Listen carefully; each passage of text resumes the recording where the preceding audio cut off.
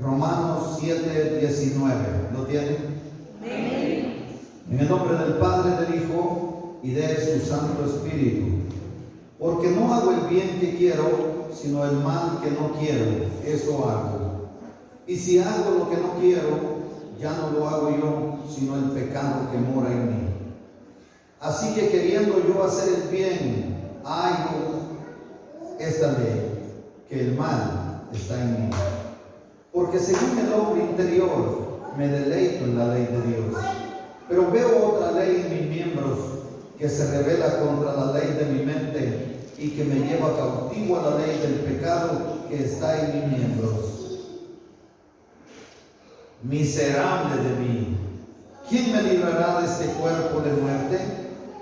Gracias doy a Dios por Jesucristo Señor nuestro. Así que yo mismo con la mente sirvo a la ley de Dios, mas con la carne a la ley del pecado. Oramos. Señor Dios Todopoderoso, gracias damos en el nombre de Jesucristo por el privilegio que nos concede de estar aquí en tu casa de oración.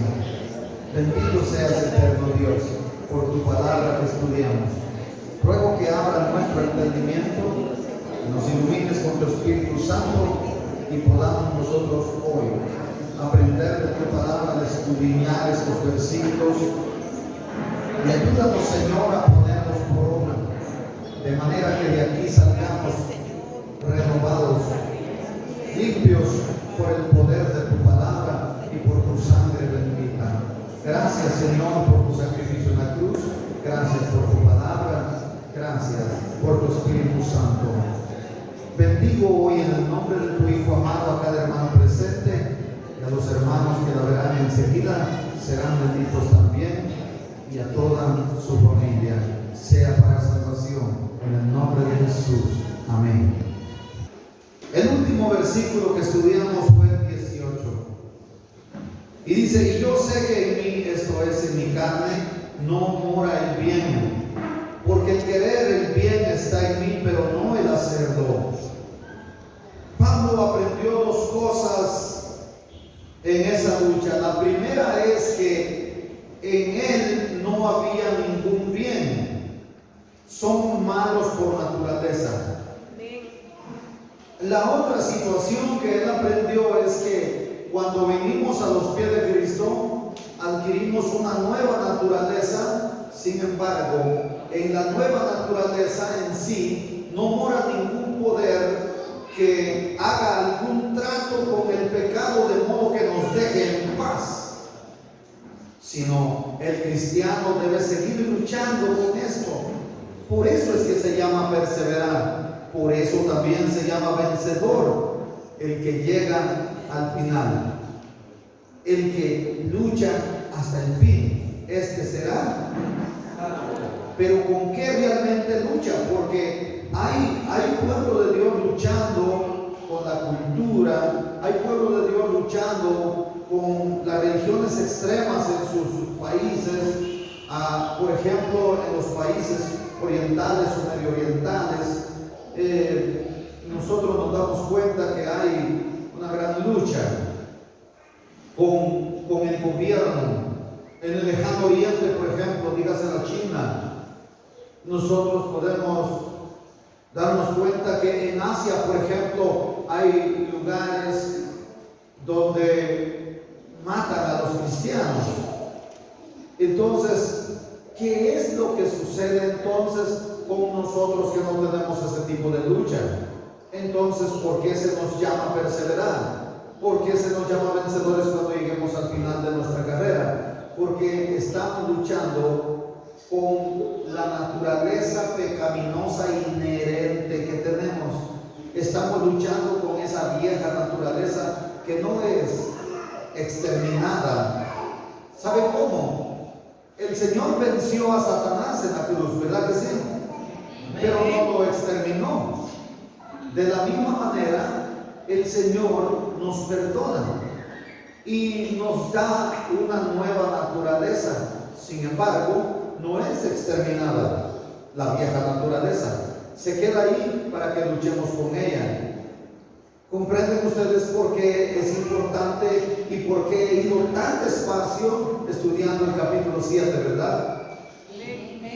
Bueno, entonces él encuentra que en mí o en el ser humano, inclusive en el cristiano, no mora ningún bien, porque el querer hacer el bien está en mí, esto es en mi nueva naturaleza, pero no el hacerlo, el no querer hacer el bien, esto está en mi vieja naturaleza, ¿verdad? Inclusive en la naturaleza pecaminosa inherente. Por lo tanto, si no hay un poder inmerso en la nueva naturaleza, solo así porque sí, dijo alguien, entonces, ¿qué debo hacer? Hay muchos cristianos que creen que en su condición humana pueden hacer algo que agrade a Dios, y eso es un error. Recuérdense que dice la Biblia, lo que es nacido de la carne es. Por lo tanto, todo esfuerzo que provenga netamente de nuestra carne es sencillamente un fruto de la carne. Mas cuando todo viene por el Espíritu, lo que es nacido del Espíritu es Espíritu. Es decir, que si yo les pongo a cantar aquí a ustedes obligadamente toda una tarde y canten y canten y canten, y ustedes están cantando, pero pensando en los problemas que tienen, o pensando en que ojalá termine ya para irnos. Es decir, que están cantando por obligación y usted somete su carne porque quiere ser simpática conmigo, porque quiere ser simpático conmigo, o quiere sencillamente no quedar mal yéndose antes que termine la adoración. Entonces, ¿qué sucede? Solamente está aquí por un compromiso, pero ese es un sacrificio meramente de la carne. ¿Qué es el resultado que tendrá? Sencillamente, lo que es nacido de la carne es carne. Pero ¿qué si usted en realidad se entrega y adora a Dios desde el fondo de su corazón, con toda voluntad, con todo gozo, con toda alegría? Usted quiere adorarle, entonces le adora desde el Espíritu. Entonces lo que es nacido es Espíritu. Esos son los adoradores que buscan el Padre, que le adoren en espíritu y en verdad. Porque Dios es espíritu. Y los que le adoran es necesario que en espíritu le adoren. ¿Comprenden esto, verdad? Entonces vamos para adelante. Ya ven que vale la pena que vayamos nosotros bien entretenidos en este estudio, porque yo sé que es fundamental para el cristiano, ¿verdad? Entonces por eso es que yo he tratado de detenerme mucho acá. Es decir, entonces, que si esto no depende de un esfuerzo meramente de la carne, ¿qué es lo que debo yo realmente buscar? Debo buscar agradar al que me ha dado la nueva naturaleza, a Cristo, estar apegado a Él, estar cerca de Él, ser uno con Él, y Él sea uno conmigo, ser uno con el cuerpo de Cristo, y entonces el Espíritu del Señor va a morar en mí. Y en esa unidad, en esa comunión con el Señor por el Espíritu, entonces de afuera va a venir mi socorro, mi fuerza, mi poder para aplacar esa naturaleza pecaminosa, esa carnalidad. Se recuerda que yo les expliqué en la enseñanza pasada que la carnalidad a la que se refiere la Biblia no se refiere a la carne que está en nuestros huesos, ¿verdad? Sino que se refiere netamente a lo que ama la carne. No se refiere entonces a la carne que está pegada en mi hueso, sino a las acciones que puedan venir concoaguladas, dijo alguien, o en comunión con la carne. Entonces, ¿cómo debo vivir la vida cristiana? No se vive realmente la vida cristiana cuando muchos cristianos viven de puras preocupaciones. Algo no le gustó y se ve enojado, se ve enojada. Aquí no se sirve al Señor por obligación, ni tampoco depende de que algo me guste o no me guste. Yo debo tener la humildad suficiente para en todo tiempo y pese a las circunstancias adversas, yo agradar a Dios y no a los hombres. Es decir, que si hoy hubiera venido una persona que me dice, hermano, mire, yo también soy líder y hoy yo voy a dar la enseñanza. Quiero la oportunidad de la enseñanza. Entonces sencillamente yo le digo, bueno, usted se preparó, me siento y le doy la oportunidad que traiga la enseñanza al pueblo. Y cuando yo salga de ahí, no voy a ir diciendo, ay, ya se me quitó a mí la oportunidad. No, sencillamente voy a ser humilde y honesto. Si la enseñanza fue buena, decir, fue de gran bendición. Y me voy tranquilo y a la próxima, entonces ya me corresponde a mí. Esa es una manera de hacer las cosas bien. Pero ¿qué tal si alguien sale enojado y dice, no, es que yo lo hubiera hecho mejor y nadie es mejor que otro? Si usted quiere ser mejor, pues parezcase más a Cristo, humilde sea, porque dijo el aprender de mí que soy manso y humilde. Bueno, como ustedes hablan. Entonces, la vida de Cristo debe reflejarse en nosotros. Entonces, no sigamos haciendo las cosas con nuestras propias fuerzas por medio de la carne, porque el resultado, ¿verdad?, será en una caída muy triste. Muy bien. Pablo entonces aprendió que de su condición débil o de su condición humana no había absolutamente más que mal. Vamos entonces a ir al primer versículo que leímos hoy, que es el 19. Porque no hago el bien que quiero, sino el mal que no quiero, eso hago. Hermana y hermano, esta descripción no es de un verdadero cristiano. Esta descripción es de un cristiano anormal, de un cristiano deficiente, de un cristiano derrotado, de un cristiano fracasado. No encuentre usted en el versículo 19 una justificación para sus fracasos. Si una persona está en esta condición, lo que realmente debe hacer es comenzar de nuevo.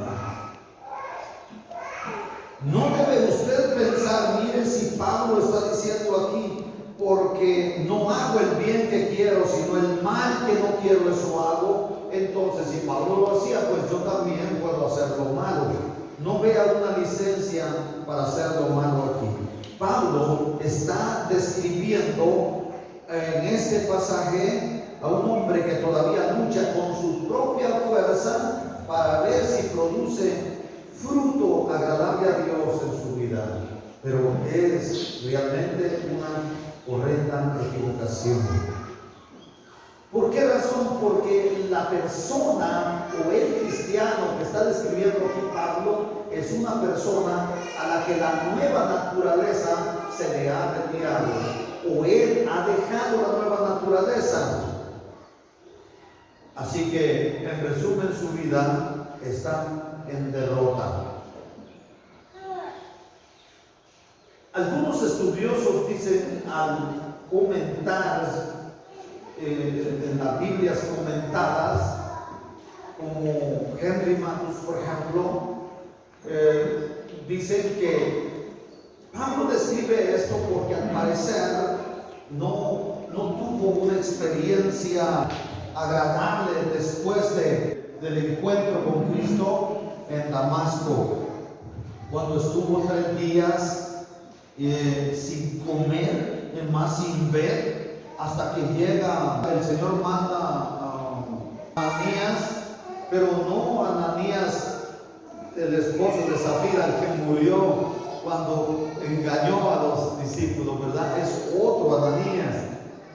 A este Ananías es enviado de parte de Dios a Damasco para que vaya a poner sus manos sobre Saulo, y entonces le dice, hermano Saulo. Oiga, ¿cómo le habló? Pero ¿qué le dijo él a Cristo primero? No, sí, ese Saulo de tal, ha hecho mucho daño a tus siervos. Y aquí tiene autoridad, trae cartas de los ancianos para apresar a los cristianos. Pero le dijo, ve, porque instrumento útil para llevar el mensaje a los gentiles es él. Ve, porque me es instrumento útil para llevar el mensaje a la gente de Potrero Grande, traduciéndolo a nuestro lenguaje, ¿verdad? A los gentiles. Entonces él va con valor y le dice, hermano Saulo, recobra la vista, recibe la vista, según la versión que usted lea. Hechos 9:9, ahí está el momento donde se describe cómo es que Saulo va de camino y tiene ese encuentro con Cristo. Saulo, Saulo, ¿por qué me persigues? Y si usted se da cuenta, ¿cuál fue la respuesta de Saulo? ¿Quién eres, Señor? No se dice taxativamente, pero ¿cómo es que Saulo le llama Señor?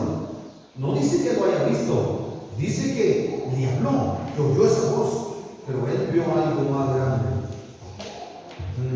Algo más grande que solo oír esa voz impresionante. Le llamó Señor de inmediato, la autoridad de Cristo, ¿no? ¿Quién eres, Señor? ¿Y qué le dijo él? Yo soy Jesús, a quien tú persigues. Hermana y hermano, ¿y a quién perseguía Saulo de Tarso? A los cristianos. Es decir, que perseguir a los cristianos, hacerle daño a los cristianos, es hacerle daño o es perseguir a Cristo. Qué maravilloso. En este versículo también, hermana y hermano, nuevamente encontramos el contraste o se revela el conflicto entre las dos naturalezas del creyente. Cuando hacemos una evaluación de nuestra vida como cristianos y retrotraemos las etapas de nuestra vida anterior o de nuestra vida en derrota antes de ser victoriosos como somos ahora, debemos sentir vergüenza o disgusto al ver la descripción de nosotros mismos en nuestro pasado. Ustedes saben la condición de la que habla el libro de Isaías que teníamos antes: una llaga podrida, hinchazón y podrida llaga, ¿verdad que sí? Verso 20: y si hago lo que no quiero, ya no lo hago yo, sino el pecado que mora en mí. Ahora se dan cuenta ustedes de lo que está hablando Pablo, el pecado que mora en mí. Aquí nos está dando Pablo la descripción gráfica de un vil intruso que había llegado a su casa y por la fuerza esclavizó a Pablo. No fue voluntariamente. Es decir, este intruso se llama pecado. Dígame usted, cuando usted fue concebida en el vientre de su madre, o usted fue concebido en el vientre de su madre, ¿eligió ser pecador? ¿Eligieron ustedes ser pecadoras? Por lo tanto, el pecado es un intruso en nuestra vida, pero realmente ha llegado y ha venido para cautivar a la humanidad. ¿Y sabe qué es lo cardíaco? Que ese intruso, que ese bien extraño en la vida de Pablo y en la vida del cristiano, es el que mandaba y es el que manda muchas veces si nosotros se lo permitimos. Eso es así. Pablo vio que su naturaleza nueva no se comprometía, es decir, no hacía un arreglo con el pecado para que ya no molestara a Pablo o para que ya no moleste al cristiano. Porque, hermana y hermano, ser cristiano solo en la iglesia pues definitivamente no se siente la lucha. Pero si usted al salir de aquí sigue luchando con su naturaleza pecaminosa, es decir, que quiere agradar a Dios, quiere hacer las cosas bien, es un conflicto tremendo el que hay en el cristiano. ¿Por qué muchas veces no se siente ese conflicto cuando no se han hecho cambios radicales en la vida de uno? Entonces no se siente esa lucha. Ahora bien, si hago lo que no quiero, ya no lo hago yo, sino el pecado que mora en mí. Esto sería realmente una excusa que Pablo está ofreciendo aquí. En ninguna manera. Él dice, era su vieja naturaleza la responsable y que respondía al pecado. En otras palabras, hay una alianza entre el pecado y la vieja naturaleza. Se unen para hacerle la guerra a ustedes. 21. Así que queriendo yo hacer el bien, hallo esta ley, que el mal está en mí. Esta es la ley del pecado. El mal está en mí.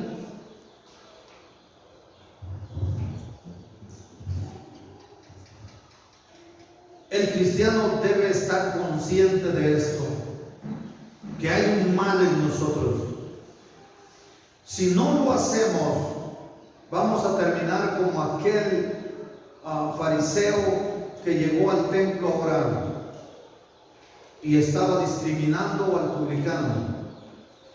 Gracias te doy, Señor, porque no soy como los demás hombres, ni siquiera como este publicano. Y describía sus acciones y él se sentía muy bien. Y dice el Señor que el publicano decía, sé propicio a mí que soy pecador. Sé propicio a mí. Solo tú puedes tener misericordia de mí que soy pecador. Ser propicio viene de propiciación. Solo tú me puedes librar de este cuerpo de pecado. Traduciendo o haciendo exégesis en este versículo. Hacer exégesis es sencillamente hacer interpretación de un texto bíblico. Entonces, dice Jesús, antes este publicano salió justificado primero que el fariseo, porque de afuera es de donde viene el divino socorro. La justificación viene de arriba. Recuérdese, Cristo murió por nuestros pecados y resucitó para nuestra justificación. Por eso es que Pablo decía, si Cristo no murió y resucitó, nosotros somos los más dignos de lástima. Si en la Reina Valera, somos los más dignos de conmiseración, porque aún estamos en nuestro pecado, porque murió por nuestro pecado y resucitó para justificarnos. Yo y ustedes y yo vivimos porque Él vive. Así que queriendo yo hacer el bien, hallo esta ley, que el mal está en mí. No hay bueno ni aún uno, bueno solo Dios. Porque hay una ley del mal que mora en el ser humano con una naturaleza caída. Ay, hermano, entonces tengo justificación para ser malo. No está diciendo eso la palabra. Solo está describiendo la condición del ser humano. ¿A qué ley se refiere? ¿A la ley de Moisés? Como generalmente lo ha hecho Pablo. Tampoco, no se está refiriendo a esto. Cuando dice hay una ley que el mal está en mí, se trata de un principio, se trata de una regla de vida que había sido extraída de la experiencia de Pablo y estaba incluyendo la ley. Recuérdese, fariseo de fariseos. Recuérdese quién era Pablo, fiel cumplidor de la ley, pero él se da cuenta que por tratar de cumplir la ley no había encontrado él el que pudiera hacer el bien o justificado. Él queriendo hacer el bien, se halla que en él hay un mal que solamente puede ser justificado por la sangre de Jesús. Amén. Para ilustrarlo de una manera mejor, en cualquier tiempo, en cualquier sitio, en cualquier lugar que usted haga el bien o trate de servir a Dios en su espíritu, de ser obediente, de agradar a Dios, su vieja naturaleza estará allí para tratar de causar maldad. Le digo esto, muchas personas como yo hemos hecho planes en alguna ocasión y hemos dicho, hoy voy a hacer 15 días de ayuno de corrido, y de pronto empiezan a salir aquellas ocupaciones, que mire que hay que hacer esto, que mire que hay que hacer aquello, que hay que ir a visitar, que esté enfermo fulano, que esté enfermo sultano, que mire lo llamamos de tal parte, que tiene que venir a firmar acá, que tiene que hacer esto, que le llame un hijo, que le llame una hija, que mire, y usted, o el día usted dice, yo voy a ir a la enseñanza, voy a aprender de la palabra de Dios, de pronto le va, mire, allá voy a visitar. Y si usted se deja dominar y dice, ay, no puedo ir porque tengo visita. En cambio yo soy más directo. Llega una persona y dice, mire, no veo, saliendo voy para la iglesia ahorita. Qué lástima, hubiéramos platicado. Uno no puede quitarle el buen tiempo a la gente que ha dispuesto quizás su vida para servir a Dios. Voy a ir a la casa del Señor. Hay gente que cabala a las 5 llega. O el día domingo escogen para ir a visitar a usted y usted ya no viene a adorar a Dios. Mire, si gusta, espérenme aquí. Yo ya vengo, pero voy al culto. La verdad que hay que ser sincero. Pero siempre que usted quiere hacer el bien o quiere servir a Dios, su vieja naturaleza está ahí.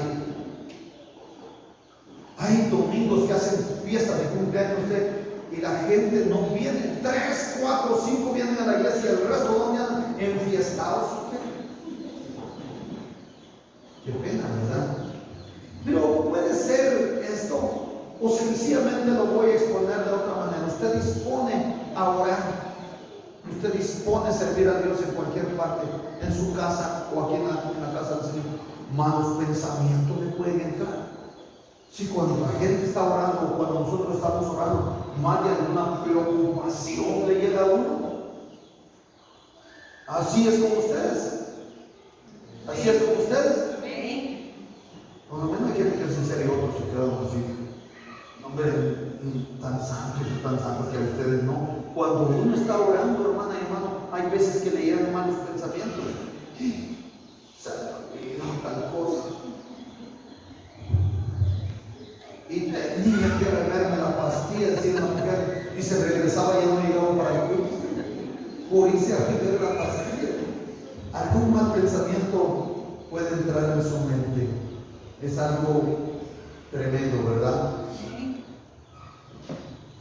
Así que queriendo yo hacer el bien, hallo esto, que el mal está en mí. El mal está en mí. El mal está en usted. Todo hijo de Dios, toda hija de Dios debe estar consciente. No importa su nivel de espiritualidad, tiene que admitir que en todo acto y en todo momento la maldad está presente y no debe dejarse engañar. Tiene que saber eso. Muchas veces nosotros, cuando nos disponemos a orar, en ese momentito llega una y otra situación o circunstancia que pueden levantarnos de ahí. Yo les digo porque hay veces que da apertura a mi hermana Idalia o mi hermana Patti, otra persona que ore bastante cuando da apertura, por ejemplo, o el hermano Edwin me ora un poquito más también. Hay veces que cuando uno abre los ojos, todo el mundo sentado están viendo a la persona que está dando apertura. Tienen un problema para orar.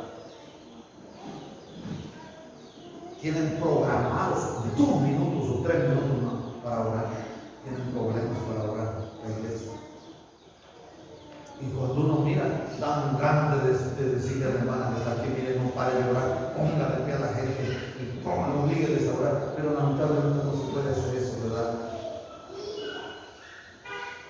Hermano y hermano, no les estoy confrontando, ni les estoy tampoco tratando de regresar. Sencillamente estoy haciéndoles conciencia, porque no reconocer esta realidad, oiga, evidentemente puede conducir a la ruina, a la vida de los cristianos. Tenemos que estar conscientes de que hay un mal en nosotros, de que queremos hacer el bien y hay una ley que el mal esté en nosotros. Vamos al verso 22. Porque según el hombre interior me deleito en la ley de Dios.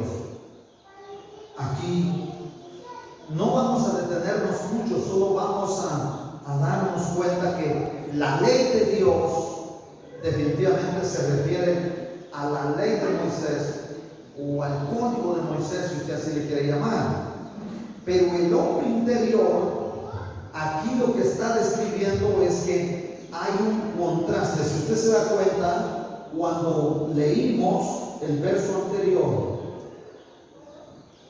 si usted ve, dice que quiere hacer el bien, pero hay un mal en el hombre. Pero ahora dice que el hombre interior se deleita en la ley de Dios. Entonces, lo que está describiendo es la ley de Moisés, los mandamientos del Señor, pero está contrastando al hombre exterior con el hombre interior.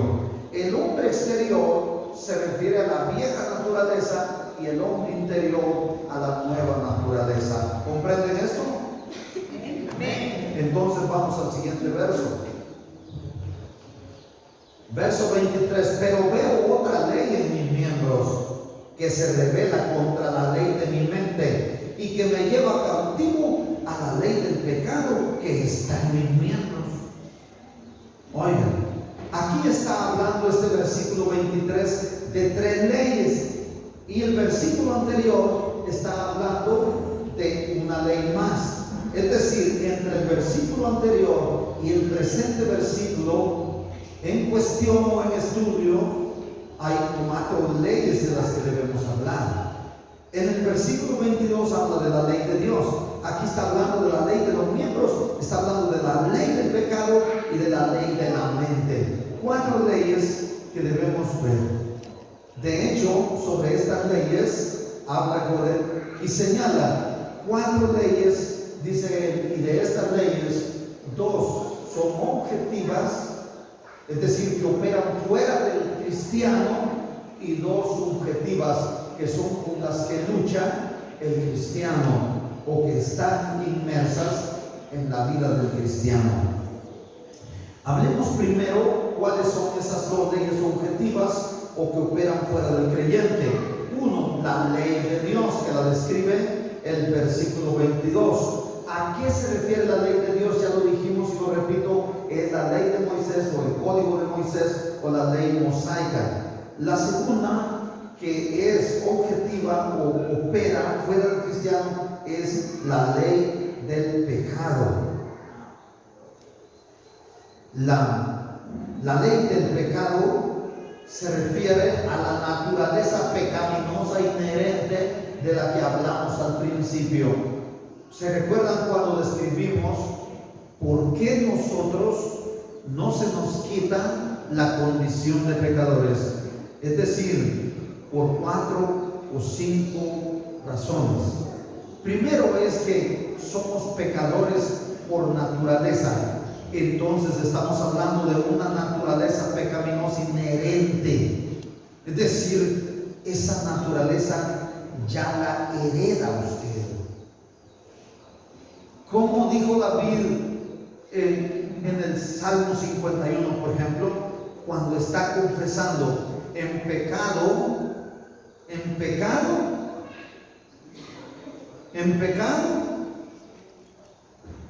fui concebido por mi madre.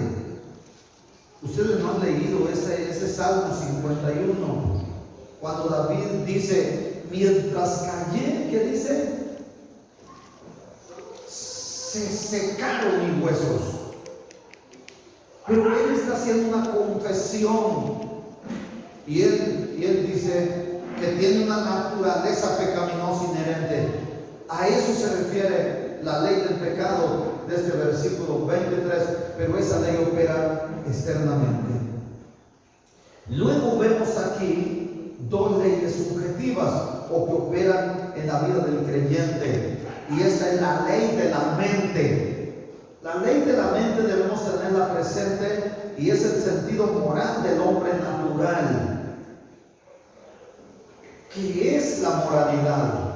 Tiene que ver con la ética, tiene que ver con la axiología, tiene que ver con los principios.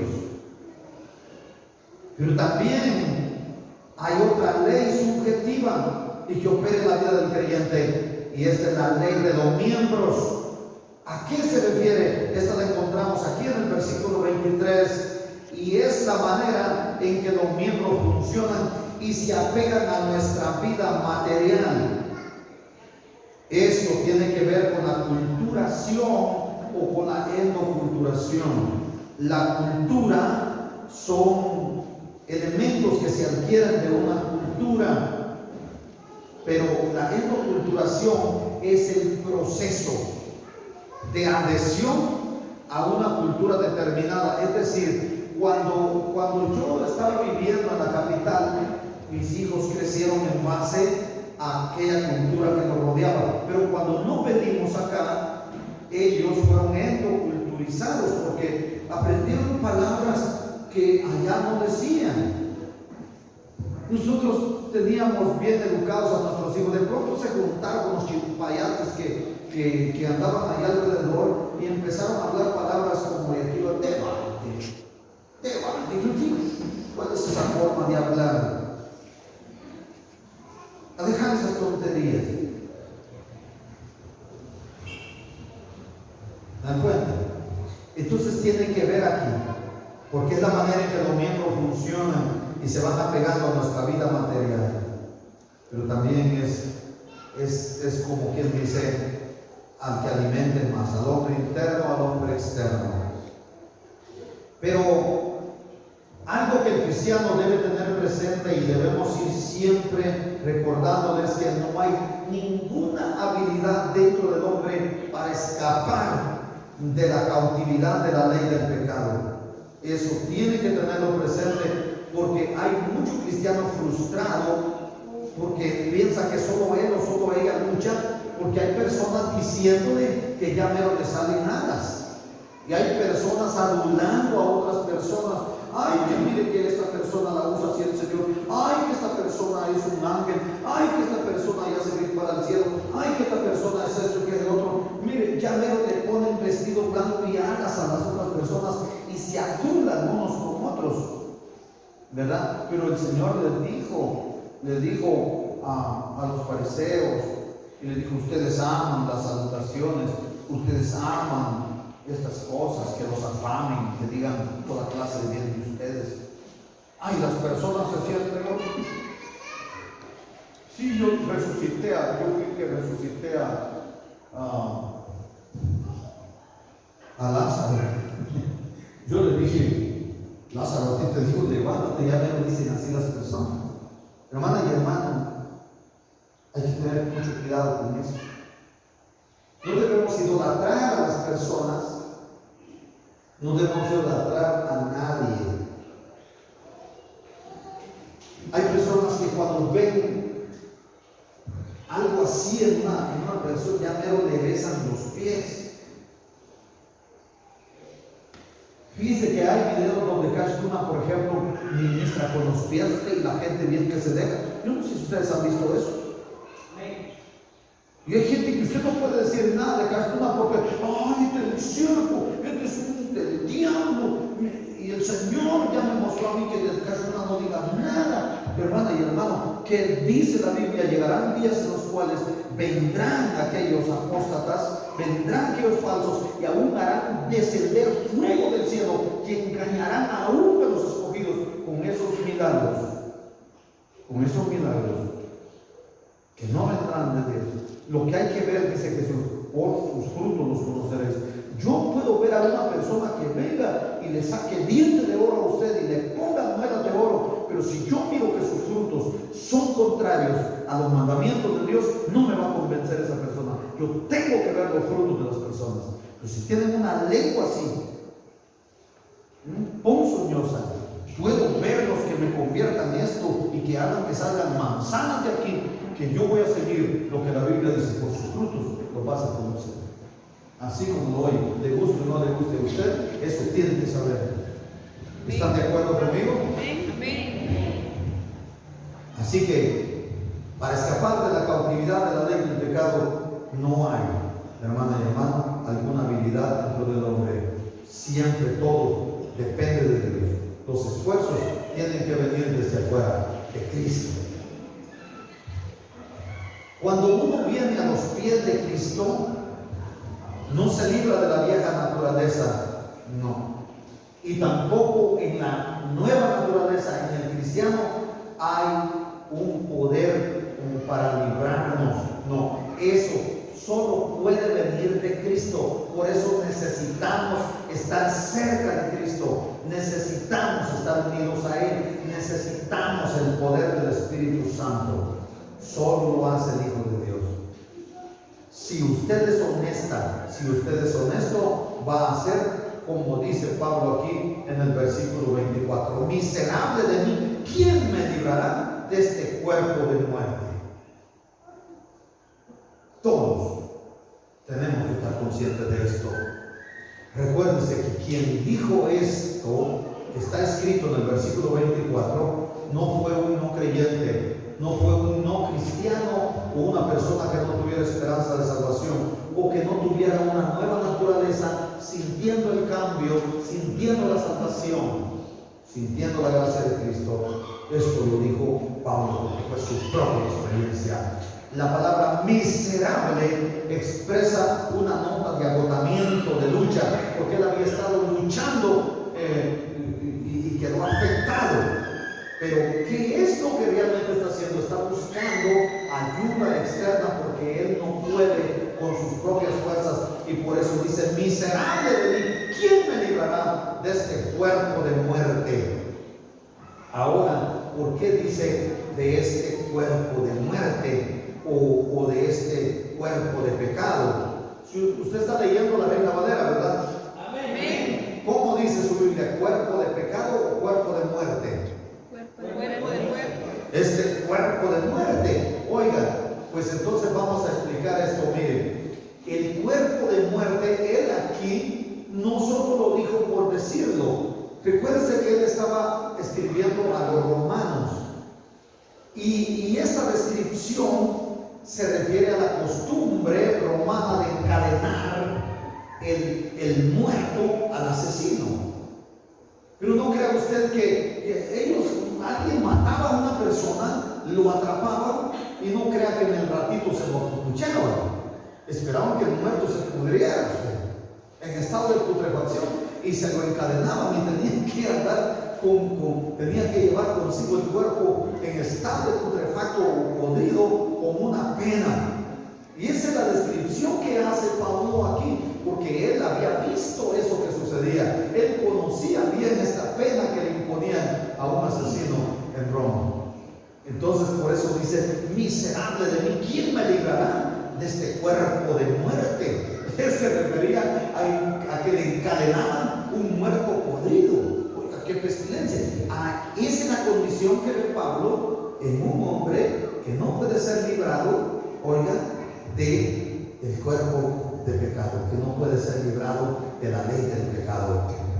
Entonces Pablo dijo aquí que era miserable. Pero hay otra cosa que debemos tomar en cuenta. Él dijo miserable de mí. Él dijo que era miserable, pero no dijo que él era culpable.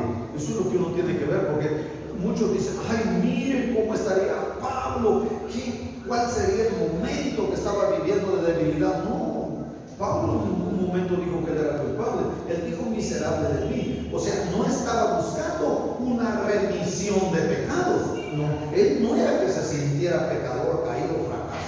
pasto, o como dicen los muchachos, no, sino él estaba, ¿sabe? Como cuando dijo el hermano Elio, ¿hay alguna forma de que nosotros nos despojemos para siempre de la vieja naturaleza? ¿Y qué le respondió? Cuando se muera. Cuando se muera, porque Pablo tenía ese deseo que usted sintió, hermano Elio, de despojarse de una vez de esa vieja naturaleza. Entonces él estaba hablando de ser liberado de la servidumbre a la naturaleza pecaminosa. Eso es lo que él está hablando aquí. No es que él se sintiera pecador. ¿Cómo sabemos nosotros? Porque hay como una respuesta, hay como una liberación en el versículo 25. Oiga lo que él dice: gracias doy a Dios por Jesucristo Señor nuestro. O sea, él tenía una gratitud. Así que yo mismo con la mente sirvo a la ley de Dios, mas con la carne a la ley del pecado. Netamente él está hablando aquí de esa lucha entre las dos naturalezas. Es decir, al tratar de guardar la ley, viviendo según ella, él encontró que solo conduce al pecado y a la muerte. No había ningún fruto en su vida de esta manera, solamente por la gracia de Jesucristo, ¿verdad? Y cuando tratamos de servir, pues con nuestra mente a la ley de Dios, es decir, cuando nosotros servimos en espíritu. El versículo 25 se puede decir que es la respuesta a la llamada de socorro de ese versículo 24. Miserable de mí, ¿quién podrá librarme de este cuerpo de muerte? Wow, que enganchenos de un muerto todo podrido encima, ¿cómo se siente? Lamentablemente el pecado es así. Así es el pecado, una podredumbre. Pero ¿sabe una cosa? Este versículo 25, a manera de conclusiones, podemos decir que este nos encamina a la liberación que se presenta en el capítulo 8. Con todos sus detalles la vamos a encontrar en el siguiente capítulo. ¿Por qué razón? Porque la liberación viene de parte de Jesucristo, tal como la salvación viene de Él, porque el proceso de santificación viene también del Señor por su resurrección. Así que es Cristo que ha provisto absolutamente todo. ¿Qué es lo que realmente Pablo está concluyendo aquí? Sencillamente un conflicto que comenzó en el versículo 7. ¿Cómo lo comenzó él? De pronto dijo: ¿qué pues diremos? ¿La ley es pecado? No, la ley no es pecado. Ahí se metió a todo este problema que terminó finalizando aquí. Oiga, porque una palabra le llevaba a él a un conflicto de casi nunca terminar. Y él no sé cómo fue que dijo: ¿qué diremos? ¿La ley es pecado?